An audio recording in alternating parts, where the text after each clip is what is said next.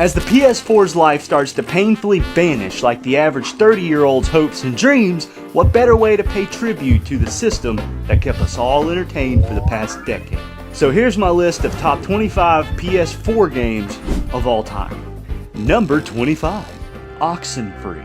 This game will mess with the old noggin worse than your ex-girlfriend. This supernatural thriller is an adventure game where a group of kids accidentally open up a ghostly rift and are now stuck on an island. With enticing visuals, good voice acting, and a story so intriguing you'll forego sleep just to see what happens next. And with multiple endings, it'll have you coming back for more after your first run through. Number 24, Gran Turismo Sport.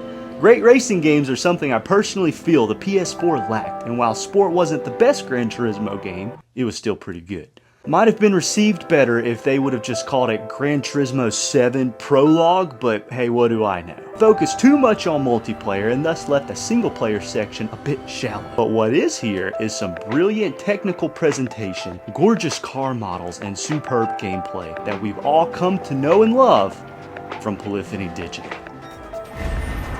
So I might catch some flack for this next one, but Assassin's Creed Syndicate in number 23. Back in 2015, I was dejected and heartbroken when I heard that this was the next game in one of my at-the-time favorite franchises. Then a few years later, I finally gave it a shot, and after a few hours, I was pleasantly surprised. What a pleasant surprise! Parkour is fluid like Unity. It's set in the land of Harry Potter, and your headquarters is a motherfreaking train. The graphics look like they belong on a PS5. The fighting and stealth is some of the best in the series, and they give you GTA 5 features where you can switch between characters at any given moment. I'm not saying it's the best in the franchise, but it's a solid one. Number 22, Detroit Become Human. Whether you like Quantic Dream type games or not is a personal preference. But if you do, you also know that the stories grasp you harder than the cold, painful feeling of failure in the morning. Along with sharp graphics, non-existent gameplay, and multiple story paths to explore, if you don't like making decisions, then this game isn't for you. Because the choices you make actually have weight to them. It's one of those games that make you think after you play it, then hit restart immediately to see if you can get a better outcome on the next go around. The story's phenomenal. Everybody should play Detroit Become Human at least once. Number 21, Infamous Second Son. Please don't ever do that again. I wish they'd bring this franchise back. I don't like Deslin as much as I like Cole, but still it's a beautifully crafted original superhero game that'll keep you hooked with fast, fluid, and most importantly, fun gameplay. It's one of those Sony exclusives that don't get talked about as much nowadays, but that doesn't mean that you shouldn't play it. The story also isn't quite up to par with the other titles on this list, but don't let that discourage you. The abilities and the gameplay alone more than make up for anything else. I don't think Sucker Punch has ever put out a straight dud, and this game is no different. Number 2, Zero. The Order 1886. Okay, give Santa Monica a break here. The game is good. So what if the campaign only lasts a couple of hours? It's still longer than most of our New Year's resolution commitments. This game isn't about quantity, it's about quality. Who cares if you watch a good portion of the game? You do the same thing with Metal Gear and you don't hear people leaking at the tear ducts about it. On a side note, if I was one of the unlucky few people who paid the $60 price tag for this game when it came out, I would most likely be disappointed also. But I didn't. I paid 15 bucks for it on clearance at GameStop. Just look at how gorgeous the graphics are. They're simply beautiful. And I don't care what anyone says, hunting werewolves in late 19th century London is cool, and I want more of it. Number 19, Mafia the Definitive Edition.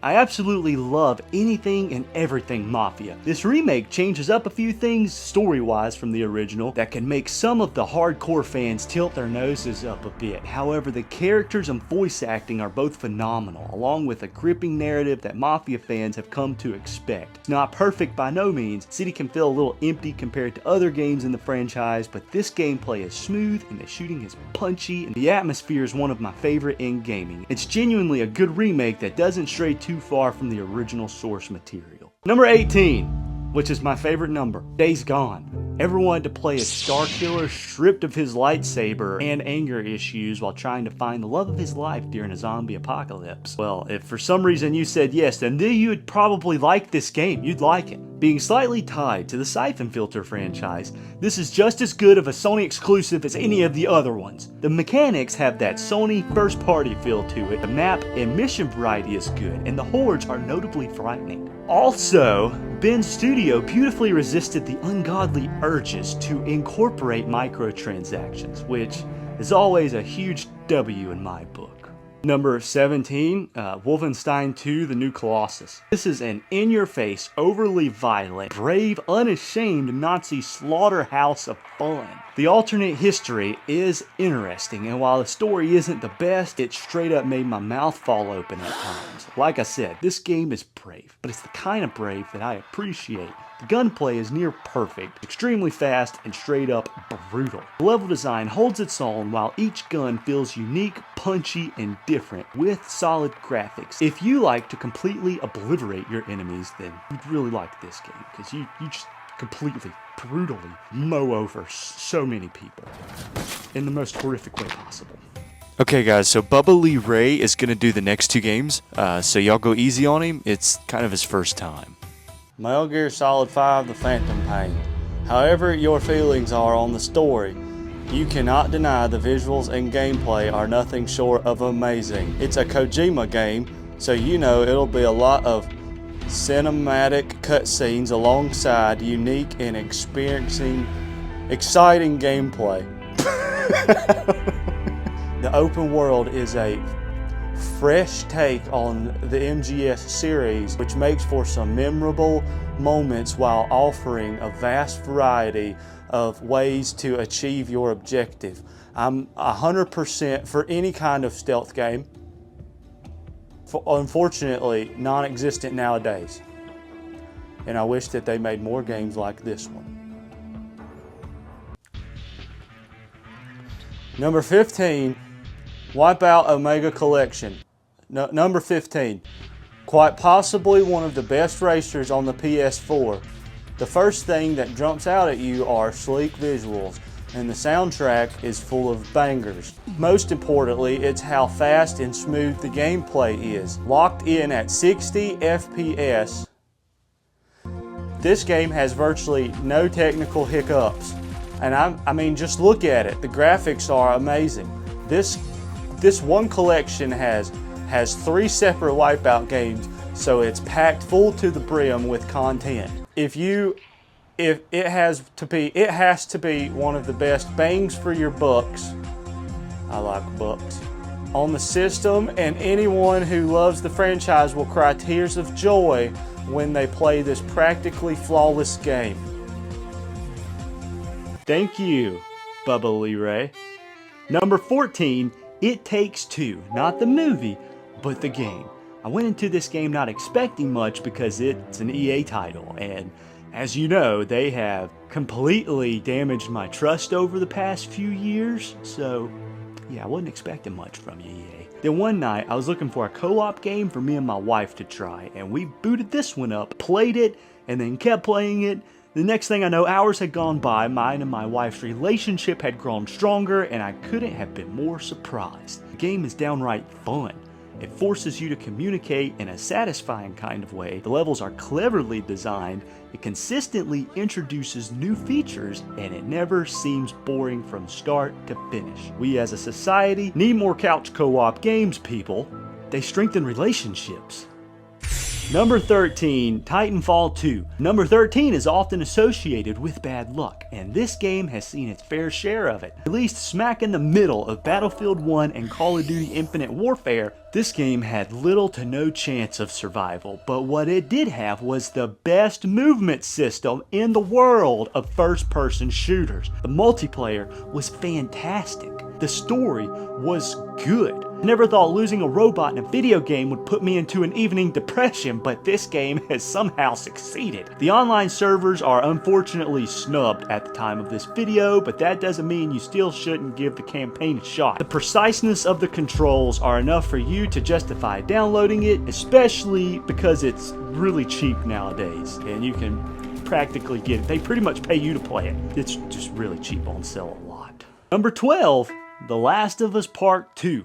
This is easily one of the most eerily beautiful worlds to exist in gaming. The clickers are genuinely terrifying and can be really challenging at times, especially when you go down in the basements. And the visuals and attention to detail is just mind-numbing. However, the decision Naughty Dog made to the story devoured my soul as to why they would kill off such a good written character, then make you play as the evil witch that ends said character in the most brutal, meaningless way possible. I just don't understand it. The game would be ranked higher if it wasn't for that, because no matter how hard they tried after that point, I could give two rat turds about Abby and her backstory. But the way they tell the story, whether you're a fan of it or not, is genuinely unique, and it's unlike anything else in gaming. Number 11, Ratchet & Clank, the game based on the movie based on the game. I can confidently say Ratchet & Clank was my absolute favorite franchise on the PlayStation 2, and this game is no different. It's the same amazing platforming with outrageous weapon selection we've all come to know and cherish. Graphics have been upgraded to Pixar territory, and the game is just downright fun. They did change up the story a bit from the original, so you might have some feels about it if you're a die-hard fan, but that's pretty much the only negative I have for the game. It's practically free at this point, so if you haven't gotten around to it, you probably should, and if you play it and don't like it, then we can't be friends. I'm sorry, but we just can't. It's not gonna happen. Number 10, Horizon Zero Dawn. When I first heard Guerrilla Games was shying away from the Killzone franchise, I was heartbroken. But then seeing it get replaced by a futuristic Stone Age robo-dino roaming open world adventure game, my heart was restored. One of the best new IPs in recent years, it has a really great story, an amazing protagonist, and a wonderful variety of side quests. Zero Dawn also delivers solid mechanics, beautiful music, and a living open world that's unlike anything else in gaming. Number 9, Resident Evil 2. This game is like a warm, gooey cinnamon roll drenched in icing on a cool autumn morning. This game is good. If you're one of the lucky few who have never felt anxiety and wonder what it feels like, shan't you worry once you encounter Mr. X. This man is panic in video game form.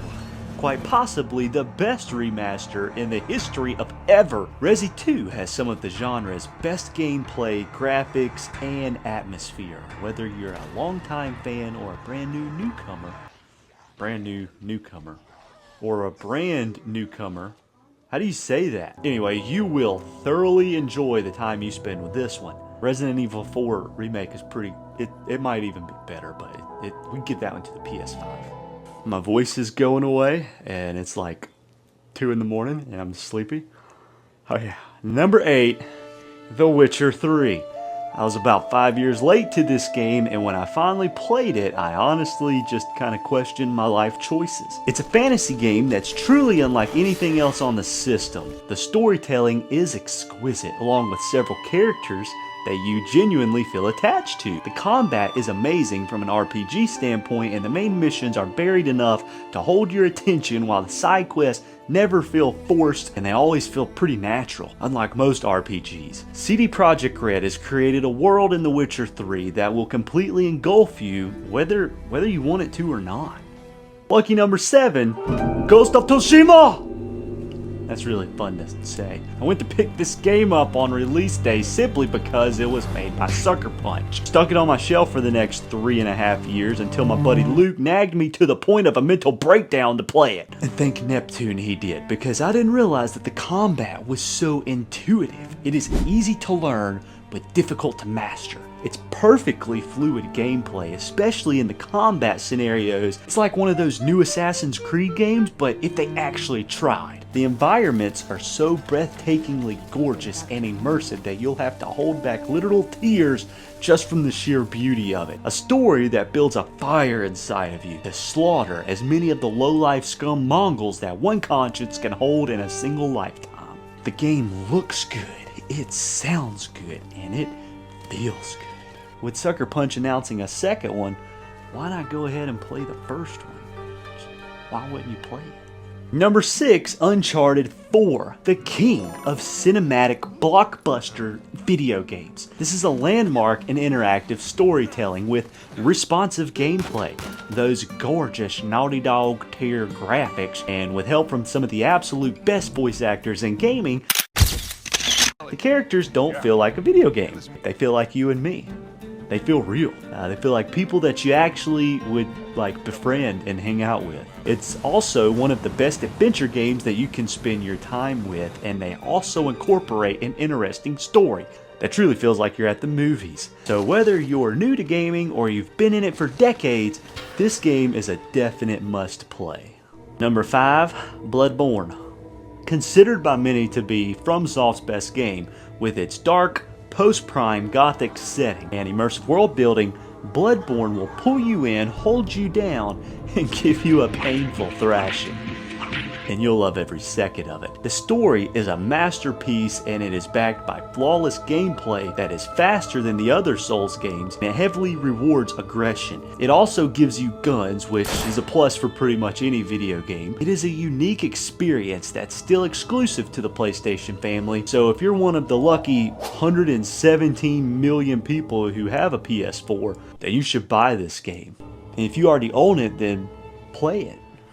Number 4, Spider-Man. When I first heard that Insomniac, the creators of the beloved Ratchet & Clank series, somehow got their hands on the Spider-Man IP, there are not words that could express the emotions that were piled up inside of me. And then when the game came out, it was like a fantasy digital wet dream that had beautifully become a reality. The web swinging, unmatched. The story was unique, yet interesting. The combat was so fluid, yet powerful. The MJ missions sucked. Okay, so it might not be a perfect game, but who cares when the rest of everything else is so scrumptious? Everything anyone had ever wanted out of a Spider-Man game up until that point was so perfectly crafted in this game. Everything from the suit selection to the stellar physics. This game is one of, if not the best superhero game to ever grace the system. Number 3, Inside. First time I ever heard of this game was Ryan McCaffrey's IGN review when he said, and I quote, "Swing between being beautiful, haunting, and terrifying. Sometimes it's all three at the exact same time. From there, it adds intrigue, wonder, and shock on top of those and never lets up. For that reason, it's best if you take my word for it and go in completely blind to discover it yourself." So I took his word for it. I paused the video, I jumped in my car, drove to GameStop, bought it, drove back, stuck it in my PS4, plopped down, and beat it in a single sitting. If you have never played this game, please do yourself a favor and do so. It is one of the most thought-provoking games I have ever played. You'll never play anything else that's as beautiful but dreadful at the same time. The story is dark and twisted, but it is told in a magnificent manner. Playdead really lands the moments it portrays in the story, followed by great puzzles set in a mysterious horror-filled world. Inside is a game that you can beat in a few hours, but it'll stick with you for the rest of your life. Number 2 is a game that I don't think really needs an introduction, but God of War. The swap from Greek to Norse mythology was something I don't think any of us were really expecting, but sweet mother of pearl did it work. With superb character building, astonishing graphics, and quite possibly the best combat system in any video game, controlling Kratos and watching him learn the ins and the outs of parenthood is one thing I didn't realize was missing in my life. The ambiance is unmatched within the industry. The gameplay is dangerously addicting, and the story straps you in with enough force to keep you there until the end. The voice acting, music, graphics, mechanics, exploration, characters, combat, lore, character progression, everything is pretty much perfect in this game. Number 1, you know it, I know it, your mom probably knows it, Red Dead Redemption 2.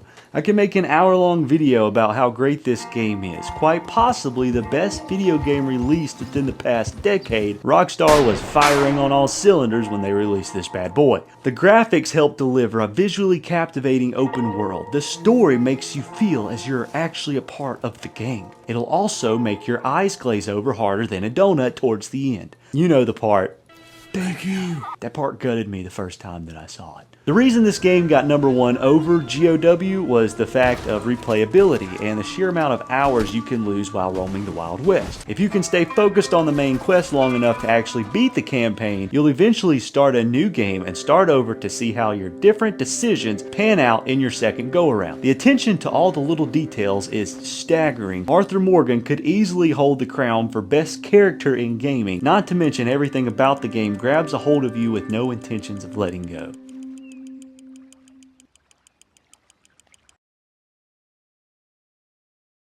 And there you have it, the top 25 PS4 games on the system of all time, according to me. Now, I have not played all of the games on the system, unfortunately, so if I missed one, lay into me with the force of 1,000 peasants in the comments section. And if you're too lazy to do that, click on one of these other videos that I made, probably floating in one of the corners. I'm not blurring my face anymore. I got tired of all the extra editing that it took, and I'm not doing that any longer. It's too much work. New videos whenever I find the time. Thank you for watching.